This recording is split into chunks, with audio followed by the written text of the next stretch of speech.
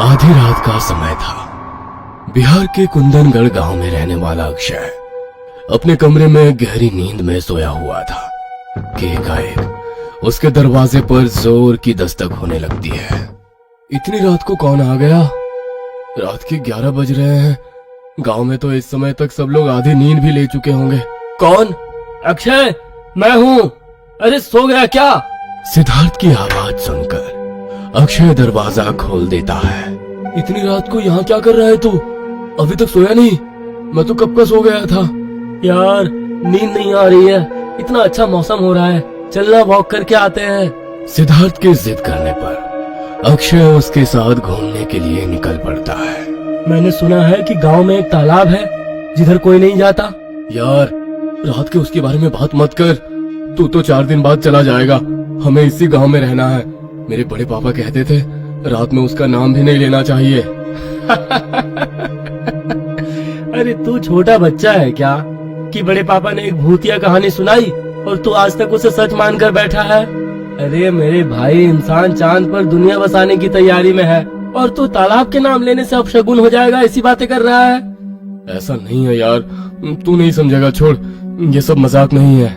अच्छा सुन, तालाब के किनारे चलते हैं। उधर गांव का कोई बंदा आता जाता भी नहीं है। उधर बैठकर महफिल जमाएंगे दोनों भाई। सिद्धार्थ शरारत से अक्षय की ओर देखता है और अपनी पीठ पर लटके बैग की जेब खोलकर उसे अंदर 2 बोतलें दिखाता है। अक्षय जाना तो नहीं चाहता था, लेकिन जानता था सिद्धार्थ उसकी बातों पर भरोसा नहीं करेगा, बल्कि जितना वो मना करेगा उतना ही सिद्धार्थ उसका मजाक बनाएगा। देख भाई, काफी रात हो गई है, जाकर अपने घर पर सो जाना। क्यों मुसीबत मोल लेनी है? अच्छा ठीक है, तालाब के ज्यादा नजदीक नहीं जाएंगे, थोड़ा दूर पर ही बैठेंगे, पक्का ना? अच्छा चल ठीक है, जैसी तेरी मर्जी। दोनों दोस्त जाकर तालाब से थोड़ा दूर पड़े पत्थरों पर बैठकर 2 सिगरेट सुलगाते हैं और बातें करते हुए कश लेने लगते हैं। कितनी शांति है यहाँ, अमेजिंग सीन है यार। यहाँ क्यों नहीं आते तुम लोग?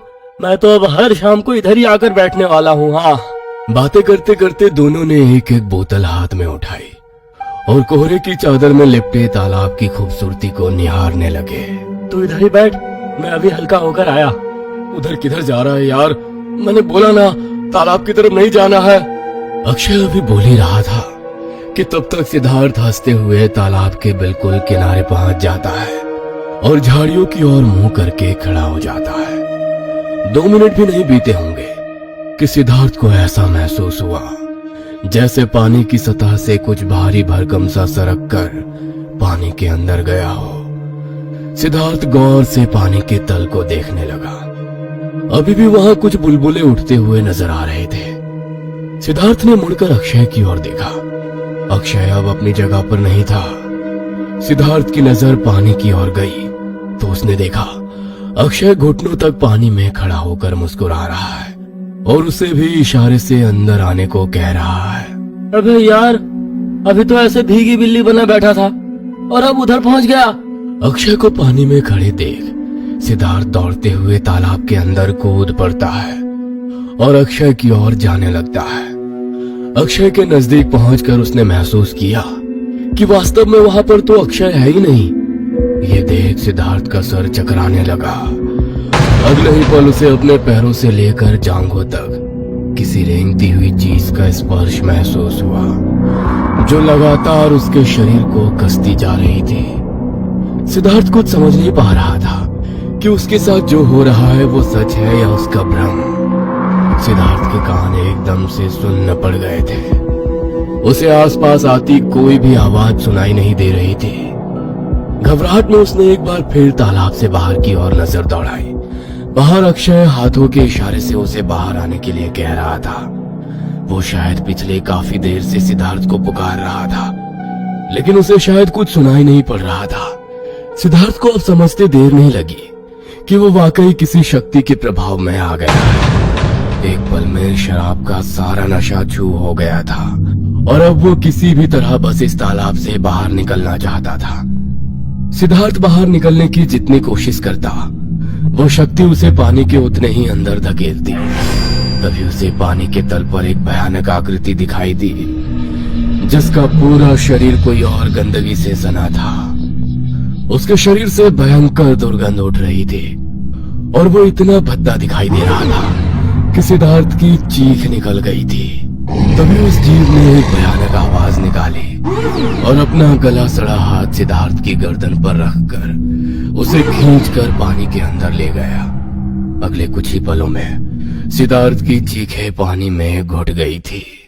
इस समय रात के लगभग 12 बज चुके थे। अक्षय को समझ नहीं आ रहा था कि आखिर वो करे तो क्या करे। वो दौड़ता हुआ गांव की ओर आया और रोते हुए गांव के लोगों को तालाब पर हुए हादसे के बारे में बताने लगा। कुछ ही देर में पूरा गांव तालाब के पास जमा हो गया था, लेकिन कोई भी तालाब के अंदर जाने की हिम्मत नहीं कर पा रहा था। क्या तुम जानते नहीं हो कि इस तालाब में पानी का राक्षस पंडुबा रहता है? फिर क्यों उस बच्चे को लेकर यहाँ आए?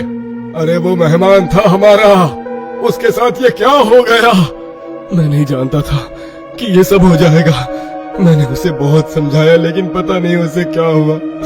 मेरी बातों को उसने अनसुना कर दिया और तालाब के अंदर चलता चला गया। मैं कुछ नहीं कर पाया, बस पानी के अंदर जाते हुए देखता रहा अपने दोस्त को। मैं जाऊंगा पानी के अंदर उसे ढूंढने। उसे तैरना आता है, वो पानी में डूब नहीं सकता, वो यहीं कहीं होगा। अक्षय पागलों की तरह चिल्ला रहा था और गांव के लोग उसे पकड़कर खड़े हुए थे। तुम खुद को दोष मत दो, अरे तुम्हारी कोई गलती नहीं है। जब पंडुबा अपना शिकार देख लेता है तो उसे अपने छलावे में ले लेता है। पंडुबा अपने शिकार के आसपास ऐसा जाल बुनता है, ऐसा कि ना तो उस तालाब में फंसे आदमी को कुछ सुनाई देता है, ना उस पार दिखाई देता है। वो खुद खींच कर ले जाता है और जब तक छलावे का असर खत्म होता है, इंसान उसके चंगुल में फंस चुका होता है।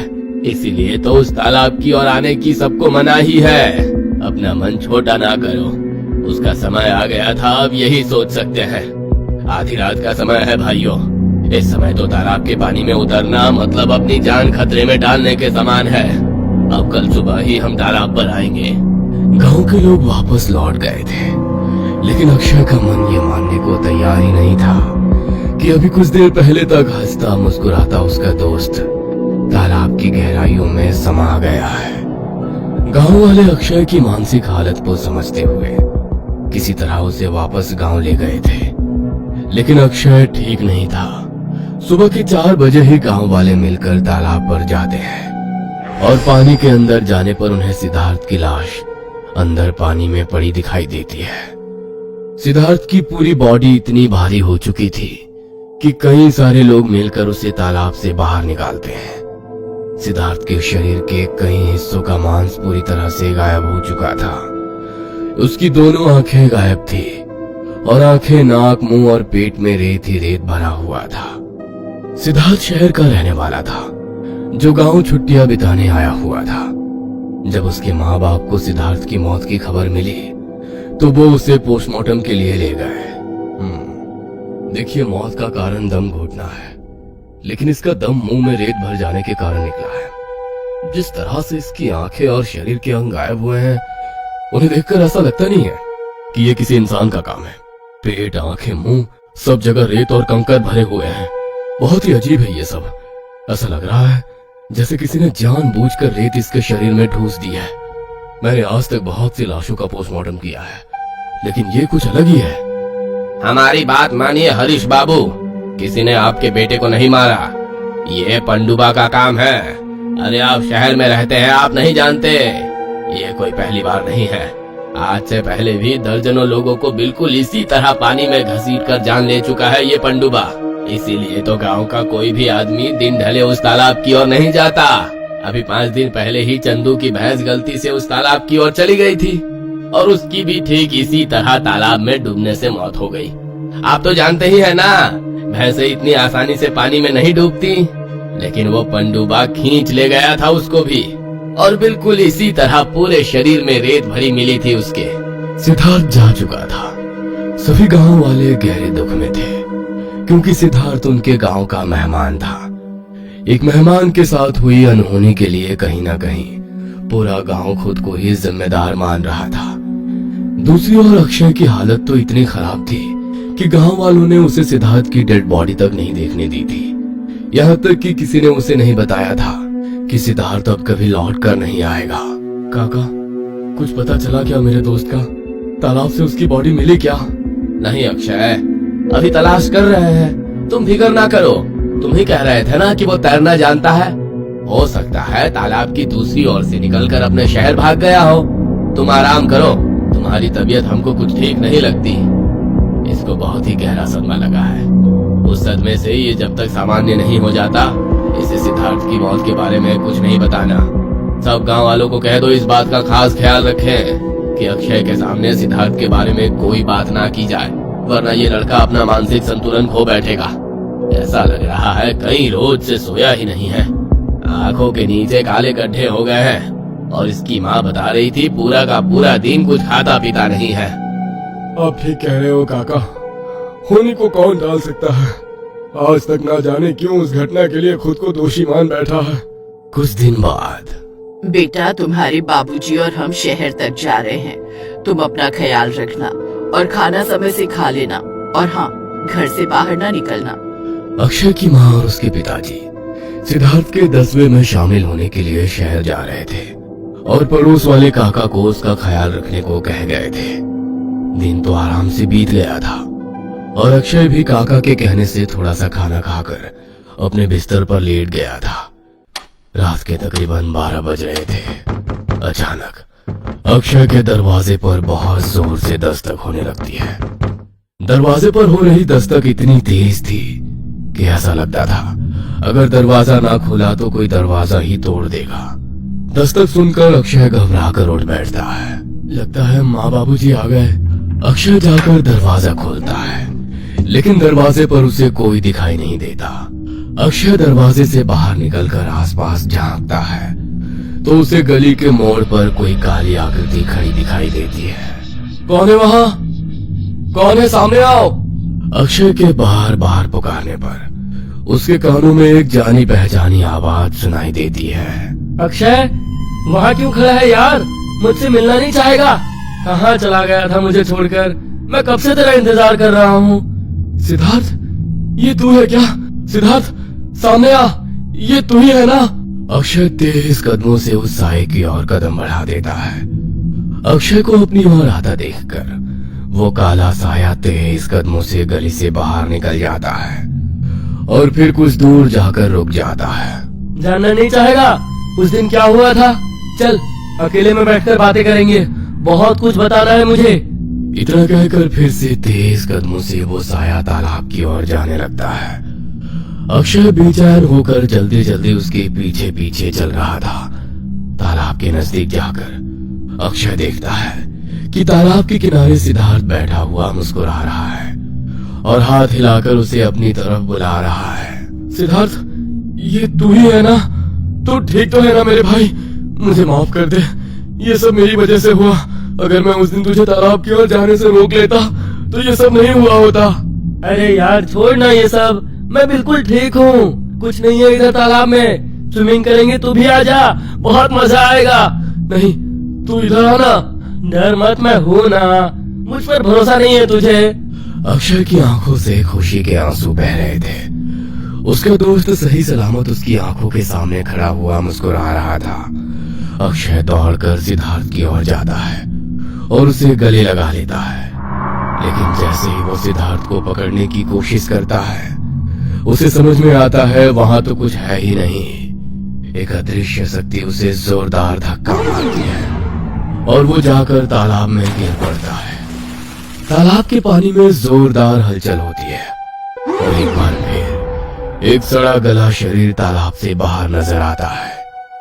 उस भयानक जीव को अपने सामने खड़ा देखकर अक्षय के मुंह से जोरदार चीख निकलती है और वो अपने होश खो देता है।